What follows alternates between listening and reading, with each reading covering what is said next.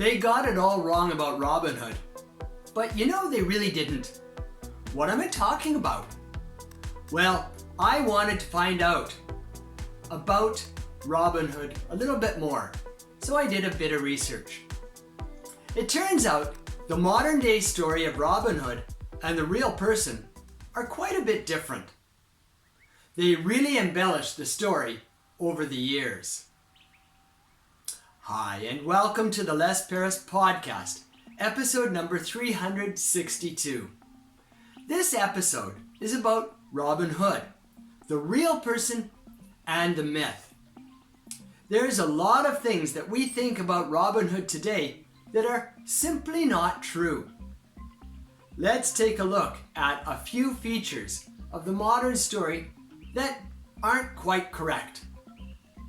First is the Sherwood Forest, then Maid Marion, and then Friar Tuck. At the end, let's take a look at the true story of Robin Hood. Sherwood Forest. Sure, there was a place called the Sherwood Forest, and there is today, but we have to take into account the meaning of forest back in medieval times. Forest didn't always and only mean a place with lots of trees. It could also be an area owned by nobility. Now, these areas that were called forest were private property, and they were usually used for hunting by the nobility. This means that if Robin Hood was living there and hiding out there, it was a good place to get wild game for food so he could live. Maid Marion. Marion did not really exist. She got attached to the legend of Robin Hood in about 1820.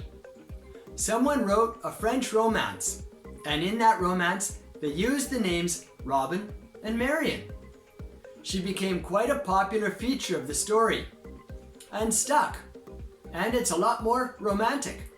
Well, I guess what people like is romance. Friar Tuck. Tuck was not part of the story, and he's probably a total fiction just like Marion. He joined the Robin Hood legend in about 1475 in a play about Robin Hood. His character has changed over the years. He was serious, and later he became a jolly, irresponsible fellow. This is where it becomes a little bit suspicious because a lot of the friars back then were kind of lazy and living off the work and labor of other people. His tombstone. Here, underneath this little stone, lies Robert, Earl of Huntingdon. Ne'er an archer was as he so good, and people called him Robin Hood. Such outlaws as he and his men will England never see again. There actually was a guy called Robin Hood who lived in England. He also died in England. He was the Earl of Huntingdon, and he was a really good archer.